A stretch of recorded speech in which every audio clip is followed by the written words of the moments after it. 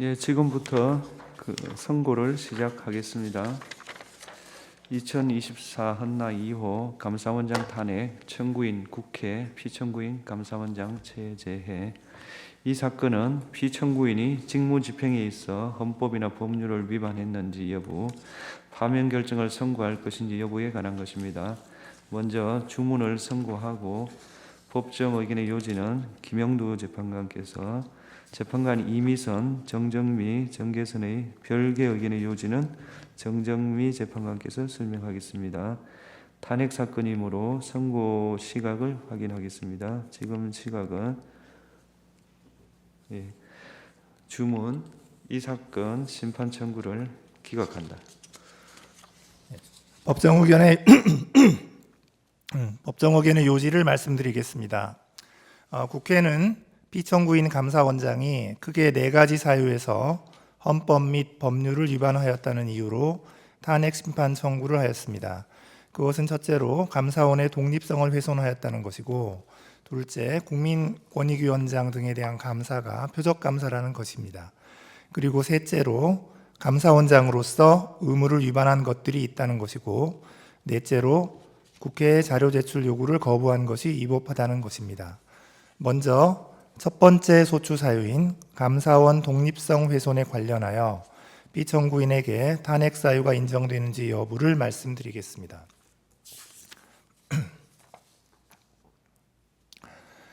먼저 피청구인이 국회 법제사법위원회 전체 회의 및 국정감사에서 감사원이 대통령의 국정 운영을 지원하고 있다는 취지로 발언한 것이 감사원의 독립성을 훼손하였는지 여부를 보겠습니다. 위 발언의 전체적인 내용, 통상적 의미와 용법, 문맥과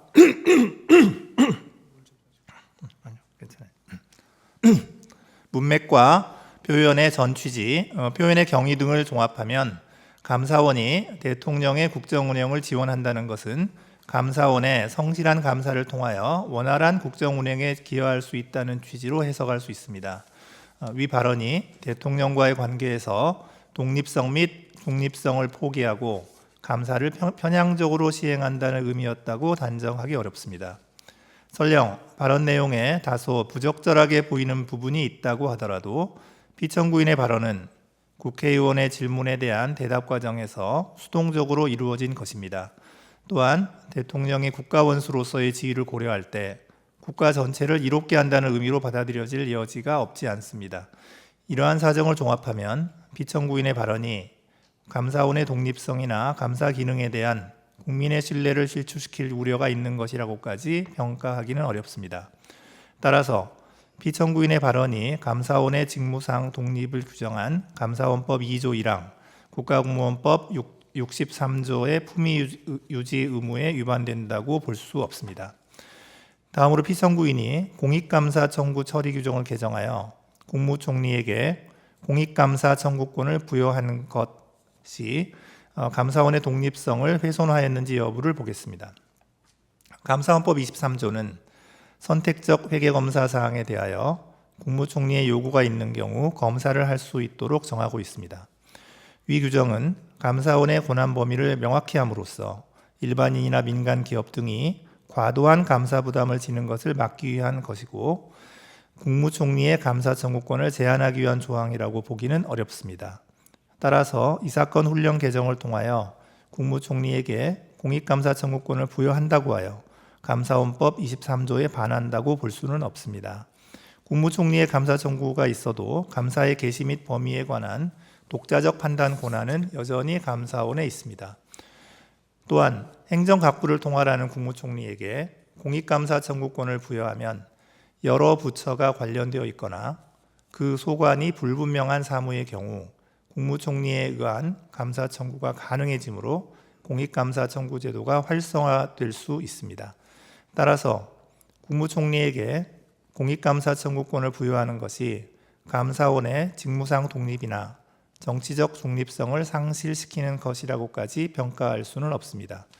그러므로 이 사건 훈령 개정이 감사원법 2조 1항에 반한다고 보기 어렵습니다.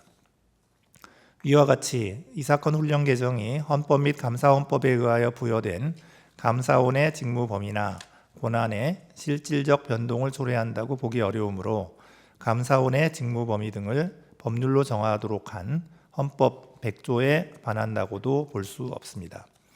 감사헌법 12조 1항 1호는 감사원의 감사 정책에 관하여 감사위원 회의의 의결을 거치도록 규정하고 있습니다.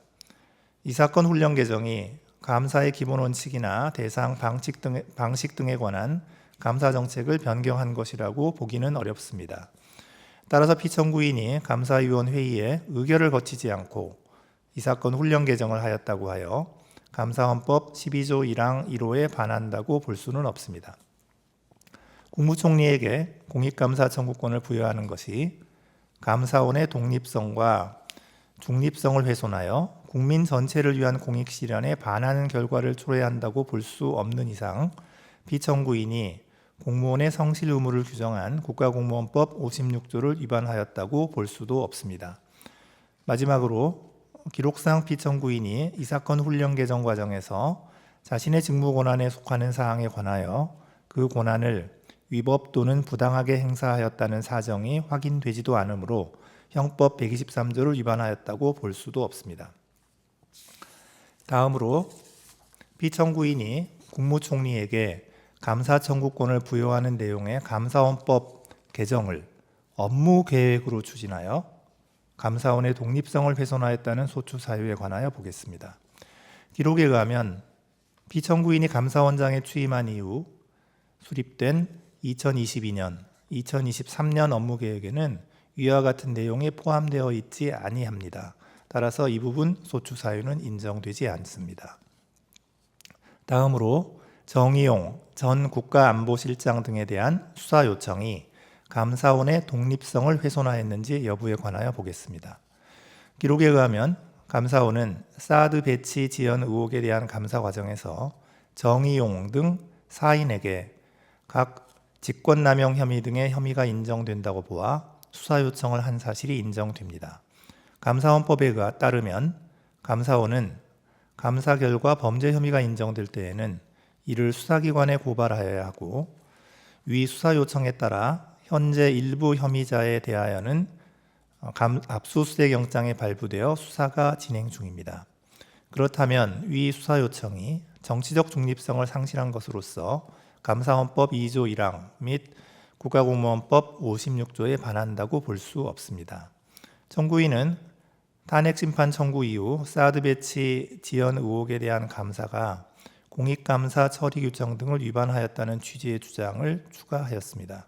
그러나 이는 탄핵소추 의결서에 적시되지 않은 사유이므로 위 주장에 대해서는 판단할 수 없습니다. 두 번째 소추 사유인 권익위원장 등에 대한 감사와 관련하여 피청구인에게 탄핵 사유가 인정되는지 여부를 말씀드리겠습니다. 먼저 그 감사 목적이 위법하여 법률 위반이 되는지 여부에 관하여 보겠습니다. 권익위원회는 법률에 따라 설치된 행정기관으로서 감사원의 직무감찰 대상에 포함됩니다. 권익위원회의 인사관리나 행정관리에 관한 사항은 물론 권익위원장을 포함한 소속 공무원의 위법 부당행위를 바로잡기 위한 대인감찰도 모두 감사원의 직무감찰 사항에 해당합니다. 따라서 이 사건 복무감사가 감사원의 권한 범위를 넘어선 것이라고 보기는 어렵습니다. 또한 이 사건 복무감사는 다수의 제보를 근거로 실시한 특정 사안 감사로 기관 정기감사와 목적 및 대상 등이 달라 두 감사가 시기적으로 근접하여 실시되었다고 하여 감사 목적에 반한다고 볼 수 없습니다. 권익위원장 개인에 대한 대인 감찰뿐 아니라 권익위원회의 행정사무에 관한 감찰도 포함되어 있어서 권익위원장의 사퇴를 압박하기 위한 감사였다고 단정하기도 어렵습니다. 따라서 감사원법 2조 1항이나 국가공무원법 56조에 반한다고 보기 어렵습니다. 이어서 피청구인이 감사위원 회의의 의결과 예고 통지 없이 이 사건 복무감사를 개시한 것이 위법한지 여부를 보겠습니다. 이 사건 복무감사는 감사원 특별조사국이 2022년 연간 업무 계획에서 정한 공직기강 확립, 공직감찰이라는 감사 운영 기본 방향에 따라 실시한 개별 감사입니다. 감사원 특별조사국에서 수행하는 대인 감찰은 감사 제보 등을 받아 상시적으로 이루어지므로 업무 계획에 구체적 감찰 사항을 특정하기 어렵고 대상 기관이 특정될 경우 감사의 밀행성도 유지하기 어렵습니다. 이에 감사원은 업무 계획에 상시 공직감찰 등 포괄적인 감사 사항만 기재하여 감사위원회의의 의결을 받고 구체적인 비위 혐의자 등이 담긴 개별 감사 계획은 감사원장의 결재를 받아 감사를 실시하고 있습니다. 따라서 감사위원 회의의 의결 없이 이 사건 복무감사를 개시한 것이 감사원법 2조 1항이나 국가공무원법 56조를 위반한 것이라고 보기 어렵습니다. 한편 청구인은 피청구인이 이 사건 복무감사 전에 예고 통지를 하지 아니하여 사무처리 규칙을 위반하였다고 주장합니다. 그러나 사무처리 규칙 위반만으로는 탄핵소추 사유를 인정하기가 어렵습니다. 다음으로 피청구인이 전현희 전 권익위원장에 대하여 수사 요청을 한 것이 위법한지 여부를 보겠습니다. 기록에 의하면 감사원은 권익위원장에게 감사원법 위반 및 직권남용 등의 혐의가 인정된다고 보아 수사 요청을 한 사실이 인정됩니다. 감사원은 감사 결과 범죄 혐의가 있다고 인정할 때에는 이를 수사기관에 고발하여야 합니다. 그런데 이 사건에서 제출된 증거만으로는 위 수사 요청이 객관적 사실에 반하는 내용이라고 단정하기 어렵습니다. 따라서 위 수사 요청이 현저히 자의적이라거나 정치적 중립성을 상실한 것으로서 국가공무원법 56조에 위반된다고 보기 어렵습니다. 청구인은 위 수사 요청이 감사위원 회의의 의결을 거치지 아니하여 사무처리 규칙을 위반하였다고 주장합니다. 그러나 사무처리 규칙 위반만으로는 탄핵소추 사유라고 인정하기 어렵습니다. 감사 보고서에는 권익위원장의 근태 사안 등에 대한 문제점이 구체적으로 기재되어 있으므로 감사원이 최종 불문 결정을 하였다는 사정만으로 위 수사 요청이 객관적 사실에 반하는 허위 사실을 신고한 것이라고 보기도 어렵습니다. 따라서 위 수사 요청은 형법 156조의 무고죄에 해당한다고 보기 어렵습니다. 다음으로 이 사건 복무감사의 대상 및 진행 절차가 위법하였는지 여부에 관하여 보겠습니다. 청구인은 이 사건 복무감사의 대상 중 유권 해석 사안은 권익위원회의 고유 정책 업무에 해당하므로 감사 대상으로 삼을 수 없다라고 주장합니다. 그러나 행정기관의 사무와 그에 소속한 공무원의 직무는 특별한 사정이 없는 한 감사원의 직무감찰 사항이 됩니다. 감찰 대상인 사무나 직무의 범위도 제한이 없습니다. 따라서 유권 해석 사안에 대한 감사가 감사원법상 인정된 감사원의 직무 범위를 넘어선 것이라거나 국가공무원법 56조를 위반한 것이라고 볼 수 없습니다. 청구인은 피청구인이 강압적인 감사를 하고 이 사건 복무감사와 관련한 사항을 언론에 공개하여 감사원법 등을 위반하였다고 주장합니다. 그러나 이 점에 관해서는 구체적 사실관계의 특정이나 입증이 없으므로 이 부분 소추 사유는 받아들이지 아니합니다. 청구인은 가사도 민원 사안에 대한 감사가 이 사건 복무감사의 목적 범위를 벗어난 것이라고 주장합니다. 그러나 가사도 민원 사안에 대한 감사는 권익위원회의 업무 처리 절차가 적정하였는지 여부를 점검함으로써 공직기강을 확립하고자 한 것이었습니다. 따라서 그 감사가 이 사건 복무감사의 목적 범위를 벗어났다고 보기 어렵습니다. 그러므로 행정조사기본법 4조 1항 및 국가공무원법 56조에 위반되지 않습니다. 다음으로 이 사건 복무감사에 관한 감사보고서를 시행하는 과정에서 피청구인이 전산부서로 하여금 주심위원회 열람이 없이 감사보고서의 시행이 가능하도록 전자문서 시스템을 변경하게 한 행위가 위법한지 여부에 관하여 보겠습니다. 감사원 훈령인 감사사무 등 처리에 관한 규정에 따르면 감사위원 회의에서 감사 결과 처리안을 변경하여 시행하도록 의결된 때에는 주심위원회 열람을 받아 감사 결과를 시행하도록 되어 있습니다. 위 규정은 주심위원에게 실질적인 열람 결재 권한을 부여한 것으로 감사원장이나 다른 감사위원이 주심위원회 열람 결재를 대체할 수 있다고 보기 어렵습니다. 설령 주심위원회 협조를 기대하기 어려운 예외적 상황이 발생하였다고 하더라도 적법한 절차에 따라 관련 제도와 규정의 정비를 통해 문제를 해결하였어야 합니다. 그런데 피청구인은 오로지 감사 보고서를 즉시 시행시킬 목적으로 유효하게 시행 중이던 훈령 규정의 효력을 일시 정지시키는 내용의 방침을 전달하였으므로 감사원 훈령의 재정이나 개정 절차를 준수하였다고 보기 어렵습니다. 이는 피청구인이 법령상 허용된 권한 범위를 벗어나 주심위원회 열람 권한을 침해한 것이므로 국가공무원법 56조에 위반됩니다. 다만 피청구인은 감사 결과의 시행이 늦어지는 것을 막기 위해 부득이하게 이러한 조치를 취한 것으로 보이고 이를 통하여 감사 결과의 내용을 왜곡하거나 감사 결과에 부당한 영향을 미쳤다고 보기는 어렵습니다. 그렇다면 위법 부당의 정도가 직권남용에 이른 경우라고 단정하기 어렵고 피청구인에게 직권남용의 고의가 있었다는 점이 합리적 의심의 여지 없이 증명되었다고 볼 수 없습니다.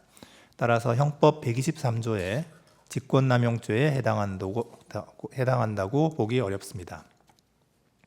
한편 피청구인은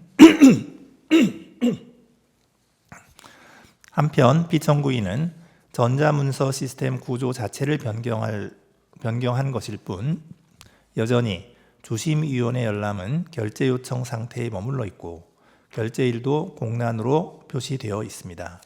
따라서 피청구인이 허위 정보를 입력한 것이라고는 보기 어려우므로 형법 227조의 2 공전자 기록 위작 변작죄에도 해당하지 않습니다.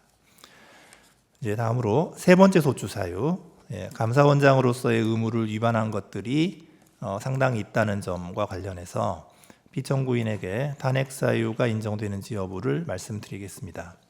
먼저 대통령실 관저 이전 감사와 관련하여 법률 위반이 있었는지 여부를 보겠습니다. 청구인은 피청구인이 감사 보고서에 국민감사청구심사위원회가 대통령실 관저 이전 결정 과정의 타당성에 관한 사항은 이 사건 감사 범위에서 제외하는 것으로 의결하였다라는 허위의 사실을 기재함으로써 허위 공문서를 작성하였다고 주장합니다. 그러나 감사 청구서 등의 기재 내용, 국민감사청구심사위원회의 심사 내용, 관련 법령이 정한 국민감사 청구의 대상 및 감사원의 직무감찰 범위 등을 종합적으로 고려하면 참여연대의 감사 청구 사항 중 대통령실 관저 이전 의사결정 과정의 직권남용 등 부패 행위 및 불법 여부에 관하여 실시하기로 한 감사의 내용은 대통령실 관저 이전 결정 과정에서 관련 법령이 정한 절차를 준수하지 아니한 법령 위반 행위가 있었는지 여부라고 보는 것이 타당합니다. 결정의 타당성이나 당부에 관한 사항은 감사의 범위에 속한다고 보기 어렵습니다. 따라서 감사 보고서에 기재된 내용이 허위라고 보기는 어렵습니다. 청구인은 피청구인이 불성실한 감사를 하였다고 주장합니다. 감사원은 대통령실 관저 이전 결정 과정에서 관련 법령이 정한 절차를 준수하였는지 여부에 관한 감사를 실시하였고 부실 감사라고 볼 만한 다른 사정은 보이지 않습니다. 청구인은 탄핵 심판 청구 이후 피청구인이 참여연대의 감사 청구 사항 중 대통령실 관저 공사업체 선정과 관련하여 법령 위반 등의 의혹이 있음에도 이에 관한 감사를 실시하지 아니하였거나 부실한 감사를 실시하였다는 취지의 주장을 추가하였습니다. 그러나 이는 탄핵소추 의결서에 적시되지 않은 사유이므로 이 주장에 관해서는 판단할 수 없습니다. 따라서 피청구인이 감사원법 2조 1항 및 국가공무원법 56조를 위반하였다고 볼 수 없습니다. 이어서 서해 공무원 피격 사건 감사와 관련하여 법률 위반이 있었는지 보겠습니다. 감사원이 작성 배포한 보도자료 중 청구인이 주장하는 부분이 군사 1급 비밀에 해당하는 사실을 인정할 만한 아무런 자료가 없습니다. 따라서 피청구인이 군사기밀보호법 13조 1항을 위반하였다고 보기 어렵습니다. 청구인은 탄핵심판 청구 이후 서해공무원 피격 사건 감사 자체가 감사위원 회의의 의결을 거치지 않아 위법하다거나 위 보도자료 배포 행위가 감사 결과 공개에 관한 감사원 법령 등에 위반된다는 취지의 주장을 추가하였습니다. 그러나 이는 탄핵소추 의결서에 적시되지 않은 사유입니다. 따라서 이 주장에 관하여는 판단할 수 없습니다. 위 감사와 관련하여 감사원은 국가안보실, 국방부 등 5개 기관 관련자에 대하여 직무유기 등의 혐의가 인정된다고 보아 수사 요청을 하였습니다. 감사원은 감사 결과 범죄 혐의가 있다고 인정할 때에는 이를 수사기관에 고발하여야 하므로 특별한 사정이 없는 한 수사 요청 자체가 위법하다고 보기는 어렵습니다. 다음으로 이태원 참사 감사와 관련하여 법률 위반의 점이 있었는지 보겠습니다. 이 부분 소추 사유는 피청구인이 2023년 연간 업무 계획에 이태원 참사 사건과 관련한 구체적인 감사 계획이 수립되어 있었음에도 그러한 감사 계획이 없다라는 허위 내용의 발언을 하고 같은 내용의 보도 참고 자료를 작성 배포하였다는 것입니다. 그런데 기록에 의하면 감사원은 2023년 연간 업무 계획에서 이태원 참사와 관련하여 구체적 감사 계획을 수립한 사실이 인정되지 아니합니다. 따라서 이 부분 소추 사유는 인정되지 않습니다. 다음으로 월성 원전 1호기 조기 폐쇄 감사와 관련하여 법률 위반의 점이 있었는지 보겠습니다.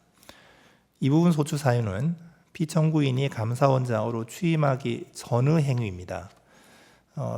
그래서 피청구인의 감사원장으로서의 직무집행에는 해당하지 않습니다.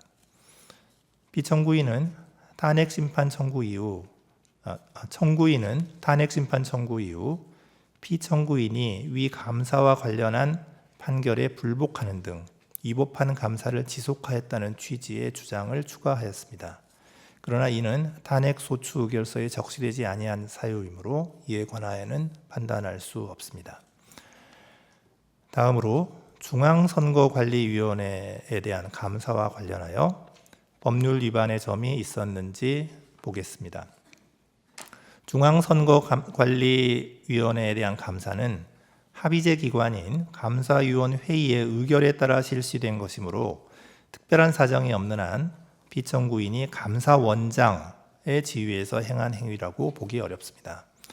따라서 이 부분 소추 사유를 피청구인이 감사위원회의의 구성원으로서 한 위 감사 실시에 관한 의결을 문제 삼는 것으로 보더라도 기록상 피청구인이 감사위원에게 부여된 권한을 그 취지에 명백하게 어긋나게 행사하였음을 인정할 자료를 찾아볼 수 없습니다. 따라서 이 부분 소추 사유는 인정되지 않습니다. 네 번째 소추 사유인 피청구인이 국회 법제사법위원회의 서류 제출 요구에 응하지 않고 현장 검증 당시 기록의 열람을 거부한 행위가 위법한지 여부에 관하여 보겠습니다. 먼저 법제사법위원회의 서류 제출 요구에 관하여 보겠습니다. 법제사법위원회의 2024년 9월 25일자 의결에 따라 이루어진 서류 등의 제출 요구는 제출 요구일 하루 전인 2024년 10월 6일 감사원에 송달되었습니다. 정청래 위원 등의 2024년 9월 24일자 서류 제출 요구 목록은 제출 요구일 2일 내지 5일 전인 2024년 9월 25일 감사원에 송달되었습니다. 위원회 제적위원 3분의 1 이상의 요구로 이루어진 전현희, 이성윤 위원의 2024년 9월 30일자 서류 제출 요구 목록은 제출 요구일 2일 내지 3일 전인 2024년 9월 30일 감사원에 송달되었습니다.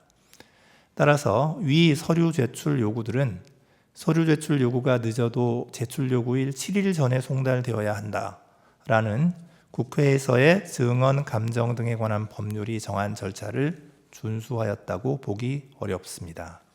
그렇다면 적법한 절차에 따라 서류 제출 요구가 있었다고 보기 어려우므로 피청구인의 서류 제출 거부 행위는 국회 증언 감정법에 위반된다고 볼 수 없습니다. 다음으로 현장 검증에 관하여 보겠습니다. 이 사건 현장 검증 실시 통보서는 국회 증언 감정법이 정한 절차를 준수하여 송달되었습니다. 피청구인은 현장 검증 실시 중에 회의록 열람을 거부하였고 국회 증언 감정법상 검증을 거절할 수 있는 사유에 관한 소명도 이루어지지 않았습니다. 따라서 이러한 열람 거부 행위는 국회 증언 감정법 10조 4항 및 4조 1항에 위반됩니다. 다만 감사원은 감사원의 직무상 독립성을 저해할 우려가 있어서 감사위원회의 회의록을 제출할 수가 없다라는 취지의 답변서를 제출하였습니다. 이에 비추어 보면 감사원장인 피청구인이 구체적으로 직무를 수행해야 할 자기 의무가 있는데도 이를 저버린다고 인식하고 의무를 이행하지 않은 것으로까지 보기는 어렵습니다.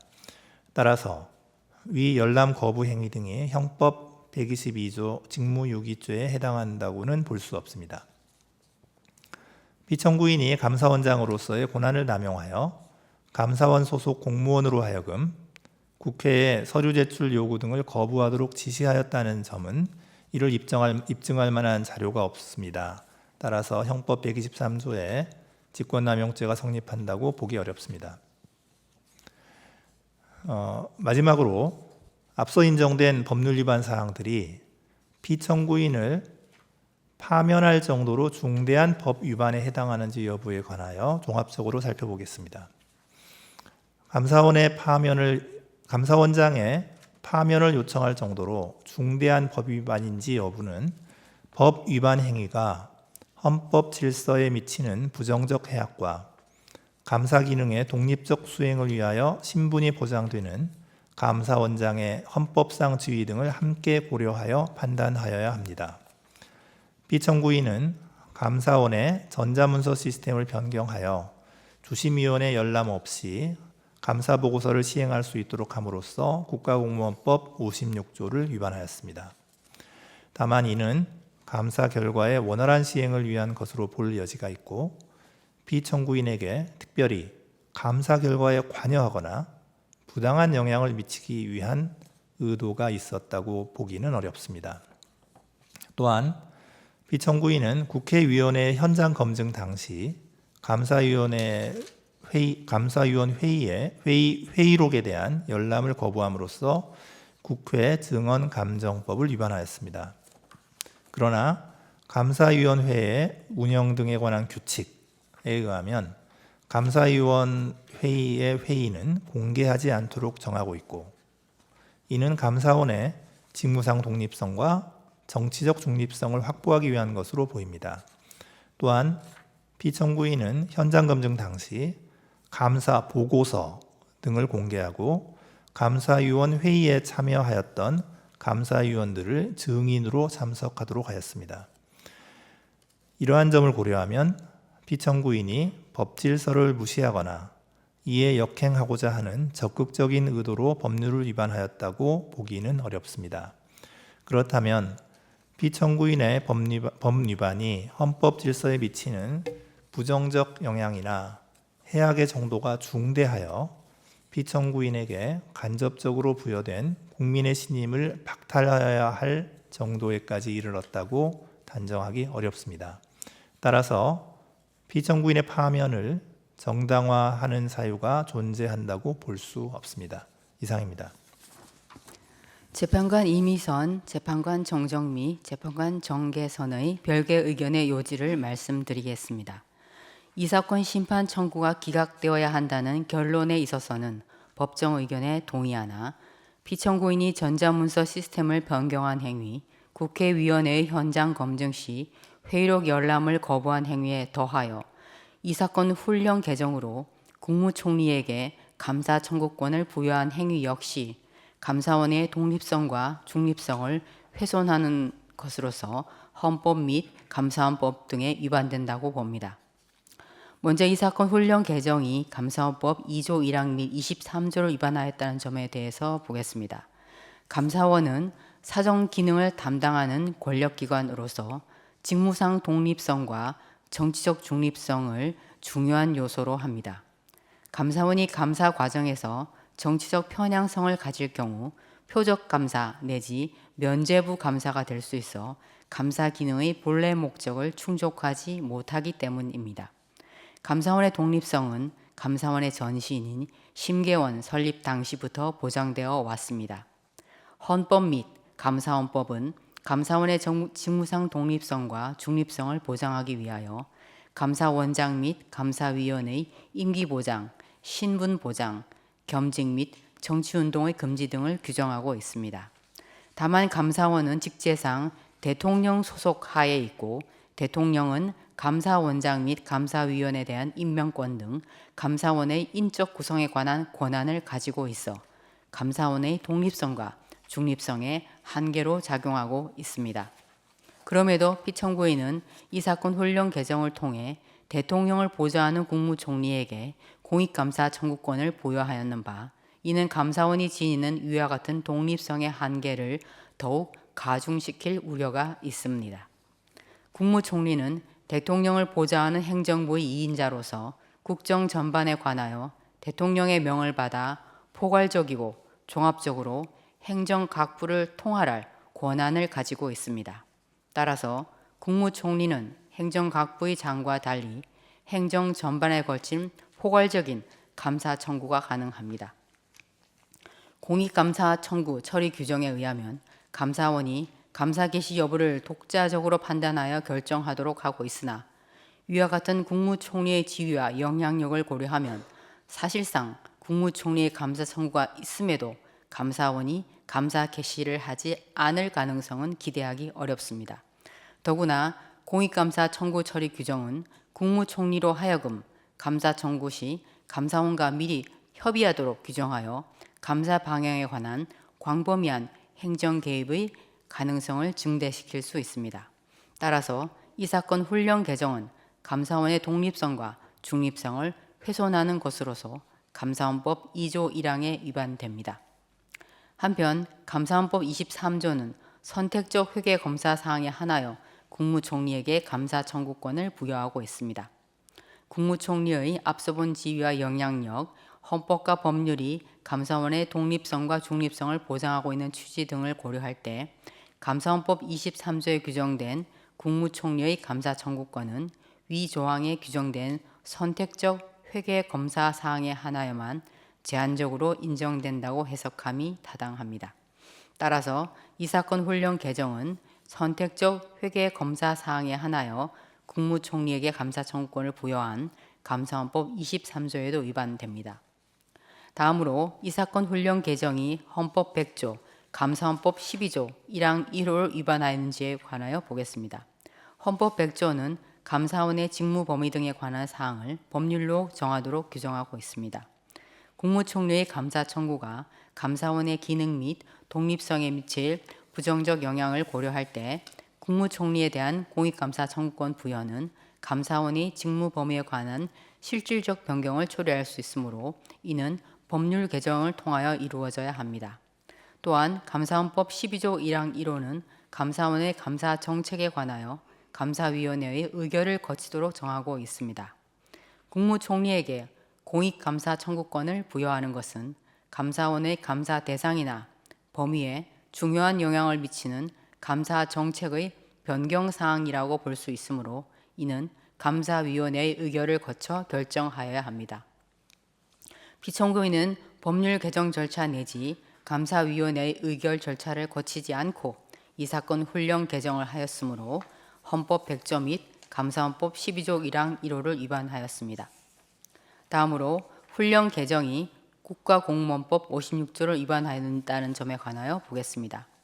피청구인은 이 사건 훈령 개정을 통해 행정부가 감사원의 독립적인 업무에 관여할 수 있는 통로를 마련하고 감사원을 동원하여 정치적 목적의 감사를 할 수 있는 일말의 가능성을 열어주었습니다. 이는 감사원의 직무상 독립성과 정치적 중립성을 훼손하여 국민 전체를 위한 공익 실현에 반하는 결과를 초래하므로 국가공무원법 56조 위반에 해당됩니다. 끝으로 피청구인을 파면할 것인지에 관하여 보겠습니다. 법정 의견에서 본 바와 같이 전자문서 시스템 변경 행위와 회의록 열람 거부 행위만으로는 법 위반의 중대성이 크다고 보기 어렵습니다. 나아가 이 사건 훈령 개정 당시 피청구인에게 감사원의 독립성을 해할 적극적 의도가 있었다고 단정하기 어렵고 이 사건 훈령 개정 이후 국무총리에 의한 공익감사 청구가 실제로 이루어진 바는 없습니다. 그렇다면 이상과 같은 위헌, 위법 행위들을 종합하여 보더라도 피청구인의 법 위반이 인명권자를 통하여 간접적으로 부여된 국민의 신임을 박탈하여야 할 정도로 중대하다고 인정하기 어렵습니다. 따라서 피청구인에 대한 파면 결정을 정당화하는 사유가 존재한다고 볼 수 없습니다. 이상입니다. 2024 헌나 3 검사 탄핵 청구인 국회 피청구인 검사 이창수. 이 사건은 피청구인이 직무집행에 있어 헌법이나 법률을 위반했는지 파면 결정을 선고할 것인지 여부에 관한 것입니다. 이 사건은 국회의 탄핵소추안 의결 과정에서 필요한 법정 절차가 준수되었고 이 사건 탄핵소추의 주요한 목적은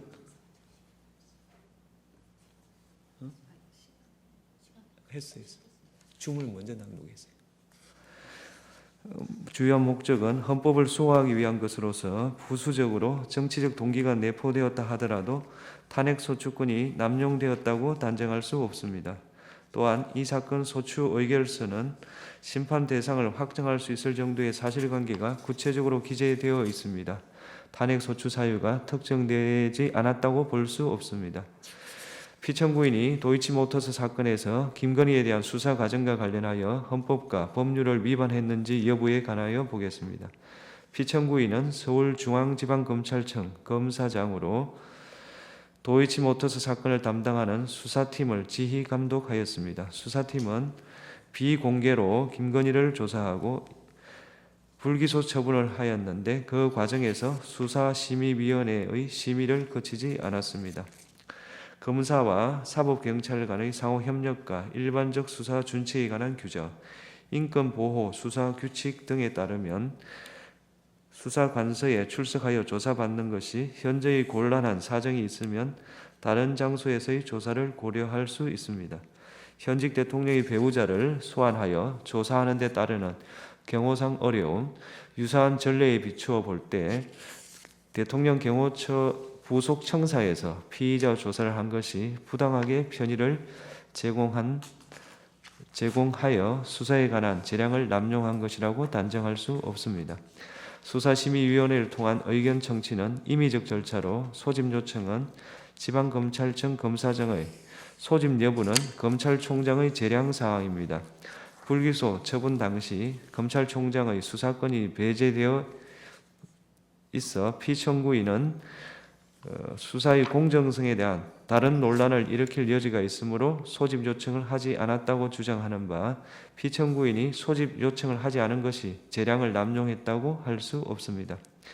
도이치모터스 사건의 수사 과정, 주범, 공범에 대한 형사재판에서 김건희 명의의 정권 계좌들이 주범들의 시세 조정 범행에 활용된 사실은 확인되었습니다. 따라서 김건희에게 공동 가공의 의사가 있었는지 정범이 시세 조종 행위를 한다는 사실을 인식하였는지 여부를 확인하기 위해 김건희의 문자나 메신저 내용, PC 기록 등을 확보할 필요가 있었음에도 불구하고 피청구인이 위와 같은 증거를 수집하기 위해 적절히 수사를 지휘 감독하였는지 다소 의문이 있습니다. 다만 피청구인은 수사가 시작된 뒤 4년이 지나고 시세 조정 사실이 일어난 지 상당한 기간이 지난 뒤 수사에 관여하게 돼 추가 수사를 하여도 별다른 증거를 수집할 가능성이 없다고 판단하였을 수 있고, 이 사건 심판에서 청구인의 기록 인정등본 송부 촉탁 신청에 대해 서울고등검찰청에서 송부 불가 회신을 하여 추가 수사 필요성 여부를 판단할 수 있는 자료가 충분하지 않습니다. 피청구인이 수사를 지휘함에 재량을 남용하였다고 단정하기 어렵습니다. 피청구인이 불기소 처분 뒤 기자회견, 백브리핑에서의 발언, 보도 참고자료 배포, 국정감사 중 발언과 관련하여 헌법과 법률을 위반하였는지 여부를 보겠습니다. 피청구인은 기자회견, 백브리핑에 참석하지 않았고 당시 배포된 보도 참고 자료에는 이 사건 소추 의결서에서 지적하는 허위 사실이 기재되어 있지 않습니다. 피청구인은 국정감사에서 정청래 위원장이 도이치모터스 사건으로 피압수자를 김건희로 하는 압수수색 영장 청구는 안 한 것이 아니냐 취지로 질문하자 그렇다 취지로 답하였습니다. 피청구인이 이 사건 소추 의결서에 지적한 허위 사실, 영장 청구를 하였으나 기각되었다는 답변을 했다고 볼 수 없습니다. 피청구인이 당시 이 사건 수사팀이 코바나 컨텐츠 협찬 뇌물수수 의혹 사건, 도이치모터스 사건을 같이 수사했다고 발언한 것은 수사팀이 2020년 11월 5일 코바나 사건을 배당받았고 도이치모터스 사건은 코바나 사건에 관한 김건희의 휴대전화, PC 등을 대상으로 한 영장 청구 직후인 2020년 11월 25일 수사팀으로 재배당되었으므로 허위사실이라고 단정하기 어렵습니다. 다만 피청구인의 발언으로 인해 법원이 도이치모터스 사건과 관련하여 김건희에 대한 압수수색 영장을 기각했기 때문에 수사팀이 김건희 휴대전화나 PC 등을 압수하여 수사할 수 없었다고 오해할 여지가 있었습니다. 그러나 다른 주범 등의 경우에는 도이치모터스 사건과 코바나 사건을 동시에 적시하여 영장을 청구한 사례가 있기 때문에 피청구인이 김건희에 대해 도이치모터스 사건과 코바나 사건을 동시에 적시하여 영장을 청구한 경우가 없다는 점을 알면서 다른 피의자 사례를 언급한 것이라고 단정하기 어렵습니다. 피청구인은 유상범 위원의 전주 중에 압수수색 영장을 청구하여 계좌 추적을 한 사람이 있느냐는 질문에 없다고 답변하였는데, 피청구인은 이 승건에 대한 압수수색 사례의 경우 단순한 전주가 아니라 시세 조종 주범으로 의심되어 압수수색을 한 것이어서 위와 같이 답변한 것이라고 주장하고 피청구인이 허위의 진술을 한 것이라고 단정하기 어렵습니다. 피청구인은 국정감사 중 김건희가 옆에 있었는지 확실하지 않았다는 이정필의 법정 진술을 그 자리에 있었는지 기억이 잘 안 난다라고 말한 것으로 표현하였습니다. 다만 피청구인이 그 차이를 인식하고도 의도적으로 이정필의 법정 진술을 김건희에게 유리하게 변경하여 진술한 것이라고 보이지는 않습니다. 이러한 사정을 종합하면 피청구인의 국정감사에서의 답변이 법령을 위반한 것이라고 볼 수 없습니다. 피청구인이 검사 김민구를 도이치모터스 사건 수사에 참여한 것에 관하여 보겠습니다. 직무대리명령의 요건이나 절차상 어떠한 위법이 있었는지 구체적 증명이 없으므로 피청구인이 검사 김민구의 수사 참여와 관련하여 헌법이나 법률을 위배했다고 인정되지 않습니다. 그렇다면 김건희의 도이치모터스 사건의 수사 과정, 김건희에 대한 불기소 처분 뒤 기자회견, 국정감사장에서 발언, 보도 참고자료 제공, 검사 김민구의 도이치모터스 수사 주가 조작 사건 수사 참여와 관련하여 피청구인이 직무집행에 있어서 헌법이나 법률을 위배한 때에 해당하지 아니하므로 이 사건 심판 청구는 이유 없습니다. 주문, 지금 시각은 주문을 선고하겠습니다. 주문, 이 사건 심판 청구를 기각한다. 2024 헌나사 검사 탄핵, 청구인 국회, 피청구인 검사 조상원. 이 사건은 피청구인이 직무집행에 있어서 헌법이나 법률을 위반했는지 여부, 파면 결정을 선고할 것인지 여부에 관한 것입니다. 이 사건은 앞서 2024 헌나 사무에서 본 것과 마찬가지로 탄핵 소추안 의결 과정에서 필요한 법정 절차가 준수되었고 탄핵 소추권이 남용되었다고 단정할 수 없으며 탄핵 소추 사유가 특정되지 않았다고 볼 수 없습니다. 피청구인이 도이치모터스 주가 조작 사건에서 김건희에 대한 수사 과정과 관련하여 헌법과 법률을 위반하였는지 여부에 관하여 보겠습니다. 피청구인은 서울중앙지방검찰청 4차장 검사로서 김건희의 도이치모터스 주가 조작 사건을 담당하는 수사팀을 지휘감독하였습니다. 2024 헌나 3호 사건에서 살핀 바와 같이 피의자를 대통령 경호처 부속청사에서 조사를 한 것이 부당하게 편의를 제공한 것은 아니어서 피청구인이 수사에 관한 재량을 남용한 것이라고 단정할 수 없습니다. 피청구인은 수사심의위원회 소집 요청이나 소집을 할 권한이 없으므로 수사심의위원회 의견 청취를 거치지 않은 것이 피청구인의 재량 남용이라고 할 수 없습니다. 피청구인이 증거를 수집하기 위해서 적절히 수사를 지휘 감독하였는지 다소 의문이 있습니다. 다만 피청구인은 시세 조정 시기 수사가 시작된 뒤 상당한 기간이 지나 수사에 관여하였고 이 사건 심판에서 추가 수사 필요성 여부를 판단할 수 있는 자료가 충분하지 않으므로 피청구인이 재량을 남용하였다고 단정하기 어렵습니다.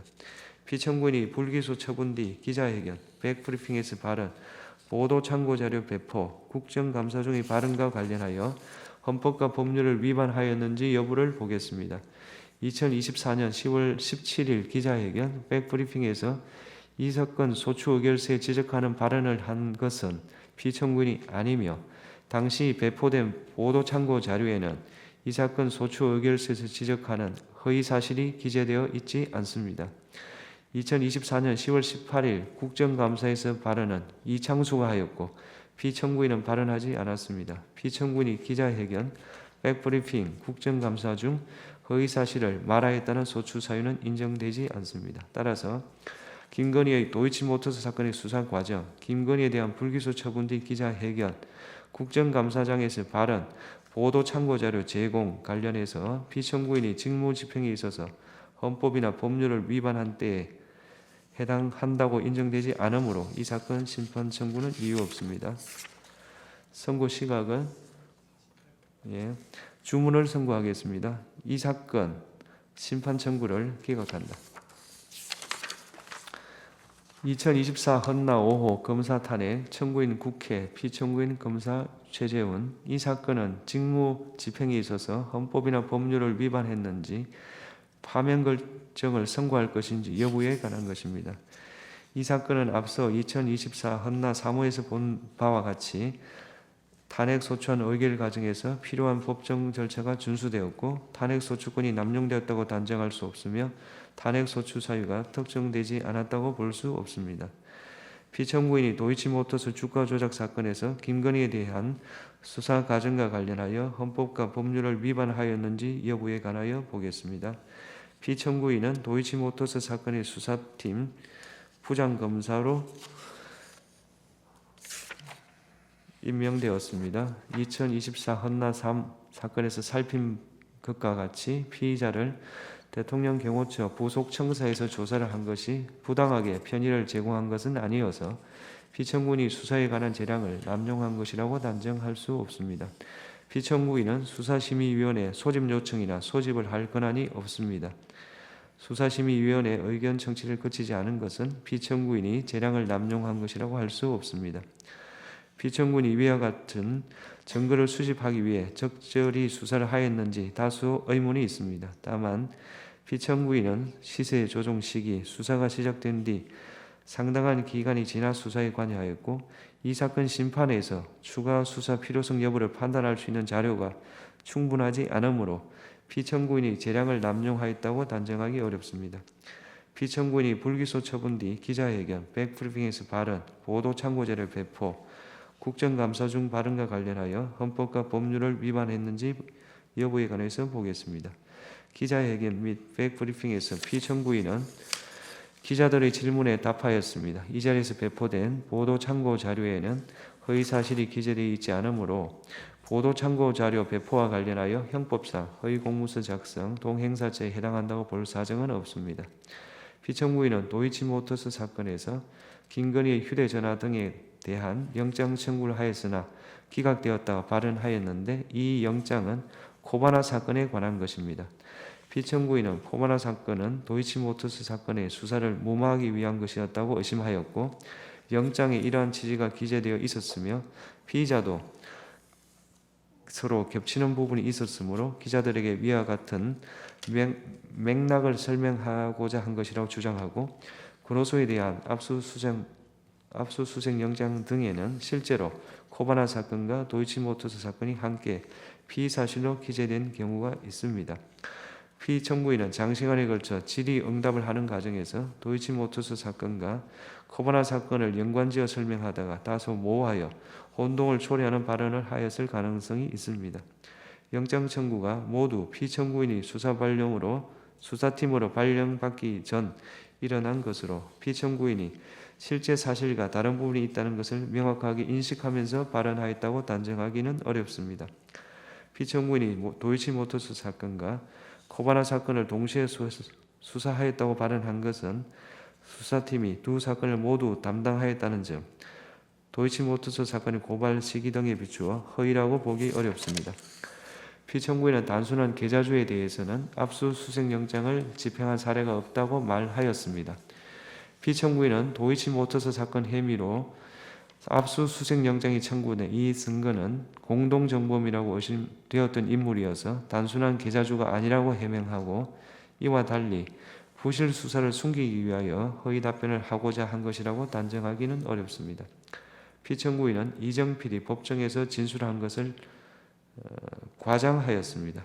그런데 피청구인은 이정필의 수사 초기 진술과 법정 진술이 상이하여 다소 부정확한 설명을 하게 되었다는 취지로 해명하고 피청구인이 허위임을 인식하고 의도적으로 발언을 하였다고 인정할 증거가 부족하여 형법상 허위사실 유포에 의한 업무방해죄에 해당하기 어려우며 국가공무원법 56조, 63조를 위반한 것이라고 볼 수 없습니다. 한편 소추 사유 중 피청구인은 국정감사에 출석하지 않았습니다. 국정감사 중 허위사실을 말하였다는 소추 사유는 인정되지 않습니다. 따라서 김건희의 도이치모터스 사건의 수사 과정, 김건희에 대한 불기소 처분 뒤 기자회견, 국정감사장에서 발언, 보도 참고 자료 제공과 관련하여 피청구인이 직무 집행에 있어서 헌법이나 법률을 위반한 때에 해당한다고 인정되지 않으므로 이 사건 심판 청구는 이유 없습니다. 선고 시각이 주문을 선고하겠습니다. 이 사건 심판 청구를 기각한다. 이상 선고를 마치겠습니다.